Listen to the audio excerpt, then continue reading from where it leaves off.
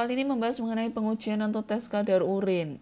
Jadi pada soal ada cerita di mana seorang pasien melakukan tes urin dan di sini dilakukan tes menggunakan indikator Benedict menunjukkan hasil menjadi warna merah bata serta pengujian dengan indikator Biuret hasilnya menunjukkan warna ungu. Nah, yang jadi pertanyaan adalah penyakit apa yang dialami. Nah, ini mungkin cukup kompleks. Jadi pertama kalian harus tahu dulu nih, uji urin ini pakai indikator Benedict berarti nunjukin apa sih? Kemudian pakai indikator Biuret juga menunjukkan apa. Jadi harus tahu indikator Benedict untuk tes apa, indikator Biuret untuk tes apa. Mulai dari uji Benedict dulu. Biasanya itu ditandai dengan hasil positif atau negatif.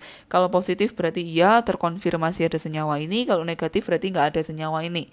Kalau Benedict, positifnya ditunjukkan dengan perubahan warna menjadi merah bata. Berarti yang di soal tadi positif ya, ada senyawa tertentu, karena positifnya Benedict itu jadi berubah warna merah bata.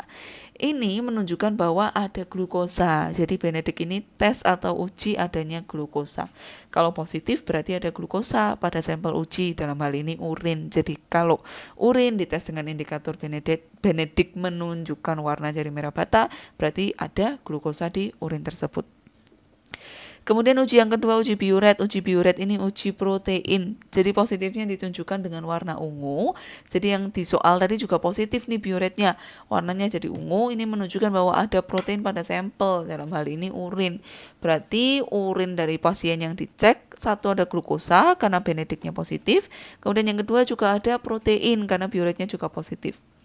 Seharusnya waktu urin itu nggak ada glukosanya ataupun proteinnya. Kenapa? Karena yang pertama, glukosa ini ternyata harusnya diserap waktu reabsorpsi. Dia memang lolos waktu filtrasi, tapi karena masih dibutuhkan tubuh, jadi diserap lagi waktu reabsorpsi. Kemudian protein, dia ini cukup besar ukurannya, jadi nggak bisa lolos waktu filtrasi. Jadi seharusnya normalnya pada orang sehat nggak ada urin yang mengandung glukosa ataupun protein. Artinya ada gangguan nih di pasiennya. Nah, di sini ada bahasanya saya sendiri nih. Jadi nanti harus kalian ubah ke bahasa kalian sendiri. Saya akan jelasin konsepnya aja. Karena ini positif, oh mungkin penyakitnya ini. Tapi nanti kalian silakan ubah dengan bahasa kalian sendiri. Hasil tes menunjukkannya ada gula dan protein pada urin. Nah, ini wajib kalian cantumkan untuk membahasakan dulu nih. Oh, di tesnya ini jadi merah bata, ini jadi ungu. Berarti kenapa? Ini harus kalian artikan dulu. Adanya protein dapat menjadi indikasi penyakit albuminaria, di mana terjadi kerusakan pada glomerulus sehingga fungsi filtrasi terganggu dan protein dapat lolos dari darah. Dengan mengetahui tadi proses pembentukan urin, harusnya kalian bisa jawab. Karena harusnya protein ini, harusnya protein nggak lolos nih waktu filtrasi.